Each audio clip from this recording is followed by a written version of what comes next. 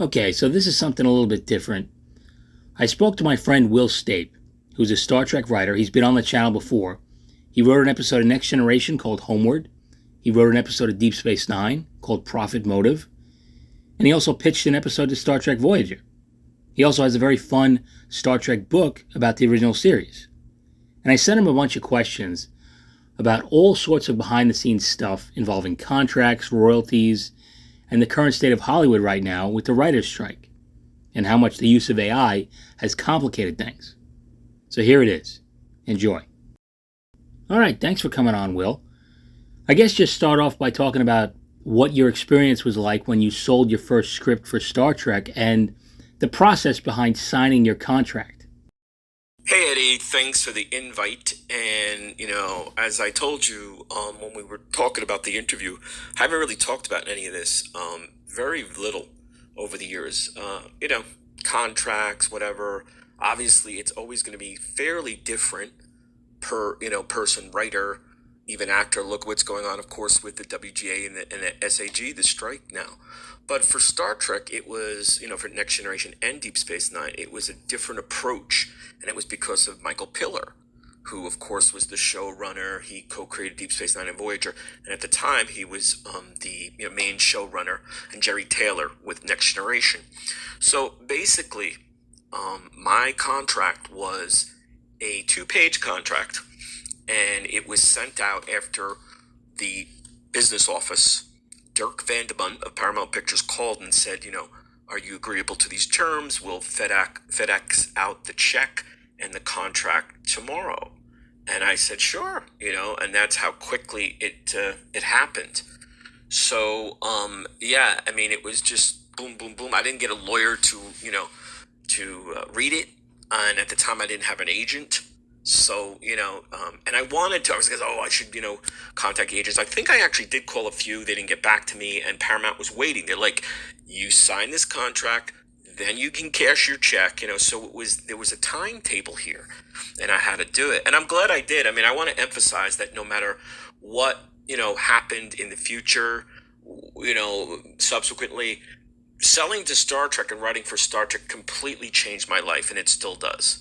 So it was one of those things where, thank you, Michael Piller, thank you, Paramount, and I have no regrets. But at the time, it was just a really strange thing to have, this sort of deal, this sort of, contract, and I didn't know any better, put it this way. Okay, and how about what's going on with the writer's strike right now and how AI kind of threatens the livelihoods of writers, or it's the perceived threat anyway, because it seems like a very complicated issue, and I don't think people really understand the ins and outs. I certainly don't. So, what are your thoughts? So now royalties or lack thereof. And this is, remember when we started talking about you interviewing me, I said, it's a really good timely, time. It's a great window and time. Why? Because of the WGA and this SAG strike. SAG and WGA, that's the Writers Guild of America and Screen Actors Guild. And they're unifying because of many reasons. One of the big is the AI, the specter of AI. And I'd like to say it's a true, existential threat. I don't think that's even a trendy term when you're talking about this, because even basics, say a chat GPT or Bard or all these AI, programs and bots, what they can do with a script is incredible. And literally churn out scenes in seconds. Now, they might not be great. I've actually tried it and, I've experimented, but they're scenes and they play, so imagine, and that's a free version, a publicly available version that I can get on the web. Imagine what the Hollywood executives, imagine what the studios have access to.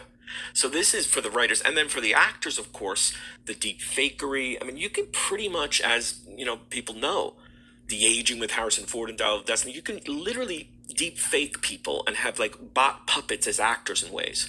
Certainly their voice, you can pretty much clone anyone's voice now, and there's no difference. So as we discussed, this is such a timely thing with the strike that the streaming platforms keep bringing money, though they say they're losing money to the studios, but they're not cutting it in with the writers or the actors. Now, some people say, well, because the studios are losing money, and maybe they are a bit, sure, it's possible, and they have to make those reports public, right? But the bottom line is, if you're not cutting in your writers and actors in at a reasonable rate, why should they keep working when you're not, giving them their due diligence, their due cut? And I would imagine too that anyone says, well, they're getting rich. Very few actors and even writers get rich. They might have a stable, income. They might have a stable, solid gig, but they're not, getting rich. At least the great majority, the great number of, Hollywood writers and actors. So yeah, and then let's really talk about the strike. Now the nuts and bolts, meaning, what the WGA and the SAG, SAG is wanting, is complex again. We're talking about the specter of AI, that overshadowing of artificial intelligence that can literally do the same work that writers and even actors can do. What's really interesting to me, a couple weeks ago, just recently, I heard that the special effects artists, the effects guys and gals, they want to unionize, and I guess they've never had one, which is amazing because you look at Marvel, DC, all these, even Star Wars, Star Trek, for years. These effects technicians are the backbone of these movies and TV shows. They don't have a union, so they want to unionize. So now I don't know if that would be under the SAG or WGA. It probably would be their own union because they're kind of unique, right? They're not writers, they're not actors, they're artists, they're effects technicians. Anyway, the bottom line is that this is why it's so essential. Fran Drescher, the SAG, the SAG president, the other day said, this is a watershed for our industry. This is a landmark strike. She hearkened it back to 1960, with the last really major strike. There was one right around 87 too, but it was, I guess, minor in her estimation. So this is going to affect every, Hollywood player for years to come. So if they don't pony up more royalties from streaming, from the like Disney Plus and Hulu and Max and Paramount Plus, if they don't agree that AI has to be kept in check. Now, of course, it's a tool, right? I remember even when word processing back in the late 80s, and it became such a force in the late 80s, 90s, everyone was like, oh, typewriters. You got to use something, right? It's technology. But it's also something that has to be reined in and controlled. And there's so many other complexities. I guess there's international rights when they show things, abroad in terms of that streaming. Like I have a buddy in Canada. He tells me, hey, Will, why don't you watch this movie on Tubi? He's in Canada. I look it up on Tubi USA. It's not there. So there's all sorts of little, things with that as well. But we're just hoping, of course, this gets done by, say, Christmas, the latest, New Year's, because some people thought it would be resolved by now, but it's not. But it's an important thing. And the studios can keep saying, well, the writers and the actors are not budging. And WGA and the SAG can say the same thing about them. So, at a certain point, the public is like, where's our new movies and TV shows? And that's the really sad part of it all. And you mentioned royalties. I guess talk a little bit about your personal experience with that and how it's not very consistent or equitable for writers and actors. So now this is about royalties. Let's focus on royalties. At the time when I, signed the contract, again, it was this window of, I think they called me in a Monday or so, and the contract came FedEx overnight by Tuesday next day. I signed it, and I think I got my check by either Wednesday or Thursday. It was bang, bang, bang. There was no time to think about it. And again, I want to be clear, I don't regret it. I think they treated me rather fairly in ways, but I've never gotten a cent of royalties. Now, we were, just a couple hours ago, Eddie and I were kind of laughing about, I read an article, actually it was a depressing article, that Dominic Keating, who played in Enterprise, who played the chief of security in Enterprise, he literally said the other day, because he was on strike in front of Paramount, he got a royalty check for $15. $15. Now, and then I told Eddie, and I'll be clear here, my book, Star Trek Sex, available at many bookstores, Star Trek Sex, I have gotten much bigger checks from my small book, from a small publisher, So how does that figure, right? That doesn't make sense to me. I don't understand that. I'm very grateful that I get bigger checks than $15, but how is that possible, right? So again, getting back to the contract and all the sort of, the quickness of it. No royalties were, I guess, stipulated. I'd have to reread the contract. It's been a while, but I never got a dime. And, subsequently, I remember calling the WGA and asking about things and like, well, what you had was called a source material or a material buy. So once they, contract it and buy it, it's almost, I think, like a novel too. Like a novelist, I don't think gets anything. They buy, your book, your novel, and then they get a screenwriter to base it on the novel, and they don't get, you don't get royalties. So screenwriters get royalties at a certain contract, but not if it's a material acquisition. And mine was termed a material buy or a material acquisition.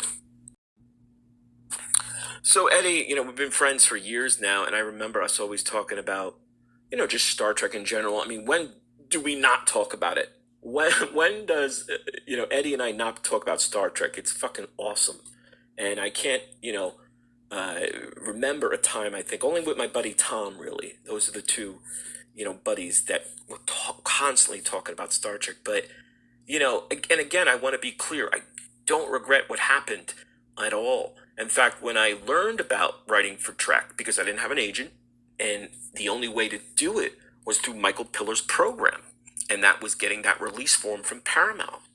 So I remember, I read about it in the Star Trek Companion by Larry Nemchek, and it was just, whoa, like that little light bulb really went over my head. Like, I'm going to do this. I think I can do it, If there's any show that I can write for, it would be Star Trek. So I got the release packet, and it was great because at the time, there was a net, of course, computers, not like today. And I wrote to Larry Nemchek, courtesy of Pocket Books, and he generously sent me back all the information, who to contact at the studio, and that's how I got the release form. And then I got the release form packet. You have to sign this. There was like at least a 5-page, booklet about you can't do this. You can't write about Q. You can't put Guinan as a core member of your story, or you can't even talk about Guinan because Whoopi was, I think it was 5 to 7 episodes per season, and they remained the staff that was all relegated to staffers, and or maybe a freelance that they approved of. But anyway, the bottom line is after getting that packet and the release form, I was like, I'm going to do it. Wrote my script about Worf and his bro, and Paul Sorvino fleshed him out, and there you go. So I have no regrets at all about any of it. But again, because of the time we are now with the strike, I'm like, my deal and other people's deals that I've heard about is just very, it's weird. I have a buddy who was in a bunch of, movies and TV shows like The Sopranos. He was in a movie with Bruce Willis and Denzel Washington, sort of supporter bit player. And he told me how, there's day rates and certain things. And of course, you're not going to get rich by playing a day player or an extra or whatever. But these deals just don't seem, viable anymore. And I think that, again, in the lens of where we are with streaming, it becomes a much, bigger issue. And obviously, when there's a strike going on, I'm assuming that the writers have to put a lot of their ideas on hold. So how does it affect them on kind of a base level? The strike has also done something which, many people aren't maybe aware of, that as writers and actors, we can't do things. Like, for example, I wanted to pitch perhaps to Strange New Worlds. My buddy Adam, who's been a producer, he's a comedian, we were going to do, a pitch partnership together. Now, we can do it, but not now. It's delayed. And will it be another month, another 2 months, And it's just so frustrating because the ideas that we have are viable now. We think they're pretty good, of course. Maybe they won't be in a month, 2 months, 3 months, because they'll either think about that or whatever the case may be, because time's ticking away. So that's another really frustrating thing about a strike. Yeah, it sounds like a very complicated situation with a lot of gridlock. Hopefully it has a positive resolution soon. But let's talk a little bit about yourself. What was your initial reaction when you sold your first Star Trek script?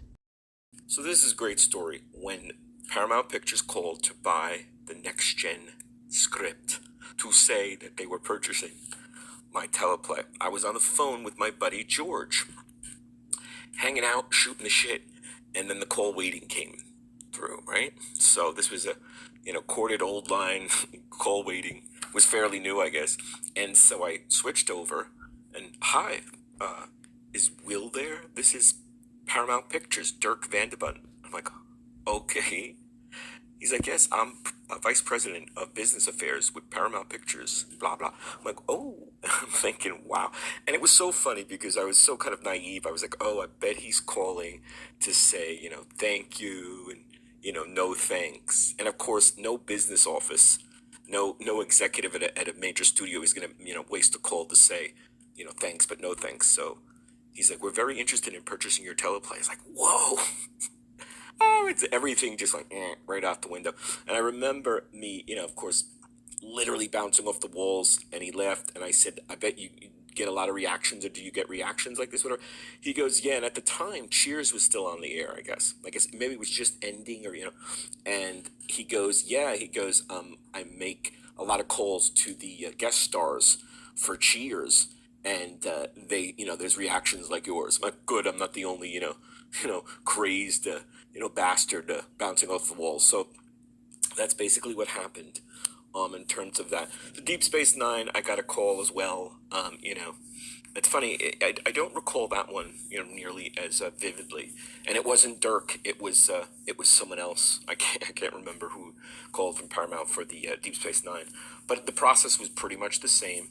There was no real deviation. Same contract, and there you go. And then later, when the episode was produced by Next Gen, they called to say about the credit and in what form your credit is to be on the screen, which is really cool. That if you want your middle name or not, or initials, or how you want it to look, which is great because you figure you submit material, you submit this script, and your name's on it. So, but they want to say this is how you want it to look on screen. And it's important because that's how people are recognizing the industry by your credits. And how different was the Next Generation process compared to Deep Space Nine, if at all? All right, so this is a great little additional story about the Deep Space Nine. I don't remember much about the phone call. I remember a lot more with the Next Generation because I was on the phone with my buddy George, and call waiting came through, and I shared it with him. Then I went back. It was great. Okay, so I was watching Bionic Ever After. That is, of course, Jamie Summers and Steve Austin getting married in a TV movie that was November 29th of 1994. And I remember it so clearly because I was really into the show, and I, from the old days, and Jamie and Steve are getting married. And then they called, and of course I completely forgot about the Bionics after that. So, but this is great too, okay? So she's saying, oh, we're going to mail the contract again, just like Next Generation. And I said, well, can I get an agent this time to get more money? And she said, well, you can, but you won't. You could get that agent, but we're not going to give you more money. So I was like, oh, okay. So she was really honest. I'm sure she was steering me in the right direction because she's, but at least I had some, wherewithal and, the presence of mind and balls to say, can I have more money? But nah. So that was pretty cool. So there you go. Yeah. And then the Next Generation call, I went back to call waiting with my buddy George, and we were all screaming, oh my God, because he had, known I did it. Of course, he's a big Star Trek fan, and he knew I submitted the material. So to be on the phone with George at, when the studio called, that was awesome. You couldn't script that better. And you mentioned your book, Star Trek Sex. It's a lot of fun. I'm a fan. How did that come about? And what was that like, getting that off the ground? And have you ever thought about doing a follow-up about the Next Generation era shows? Yeah, writing the book was a lot of fun. Star Trek Sex was a challenge, though. I mean, I'll tell you. I mean, I could ask other screenwriters, and I'm not saying it's easy screenwriting, but writing a book is really tough. It's fucking hard. It just is. I don't know about a novel, and I'm not putting that down, but that's fantasy, sort of fake. They do have to do research, but with a quote-unquote book on something, real, even though it's a fictitious TV show, you've got to do fact checking, and you've got to make sure that your dates are right, and whatever, the facts, the fact checking. Then you have to, at the end, you have to write an index. So you have to take all the information and take the main sort of, blurbs and topics and write an index as well. Now, my publisher and editors helped, but I had to do most of the work, which all writers pretty much have to do, from what I understand. So, but it was great, and my publisher has X for a follow-up. And I think doing sort of a TNG era, so maybe encompassing all of Next Gen and DS9 and Voyager would be cool. It really would be. But again, it's a lot. Because the old series is 3 seasons. I did cover the movies. And some of the TNG era, if you look at the book, there is some TNG, definitely exploration and coverage. But to do, 3 shows, 7 seasons each, 21 years, that's a challenge. But we'll see. I'm certainly open for it. All right. Thanks for the time, Will. I appreciate it. Any final thoughts before we wrap up? Yeah, I mean, I think most of us can agree, right? I think most Trekkers, Trekkies, Nicolas Cage calls himself a Trekkie, so why not, right? Whatever we are, we're fans, we're Star Trek fans. And Paramount Plus is the way, of course, the new Trek way to get Star Trek. And I have been enjoying Strange New Worlds. I think it's still on that kind of, embryonic curve and development, stages, but it's getting great. And as I've said before, Carol Kane's engineer character is awesome. I just love her. Always loved her. Honestly, I was a little skeptical when I heard she was coming on. I'm like, Carol Kane on Star Trek? She is amazing. I've fallen completely in love with her again. More Carol Kane. A spin-off Carol Kane. I'd love to write a spin-off Carol Kane. Just awesome. And then obviously, you and I with our YouTube channels. I mean, I'll tell you, Eddie, as I remember, when you were on Twitter talking about it, and then I started doing mine. And again, I was like, I wonder if I can do YouTube. And another thing I've completely fallen in love with, YouTube allows you to do pretty much anything. The sky's the limit. I do regular sort of news clips and analysis, commentary, and parody. And hopefully, and then interviews too.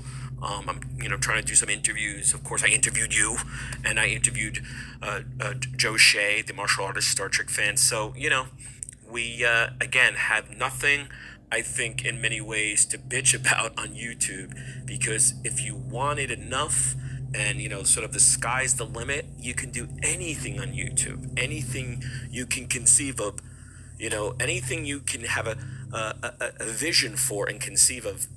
YouTube is the place. So thanks, my friend, and live long and prosper. And there you have it. Thanks for coming on, Will. Very interesting stuff that I think most of us are unaware of. And you can also check out Will's YouTube channel, A Sci-Fi Guy. I'll put the link in the description. And yeah, that's about it for now. So until next time, take it easy.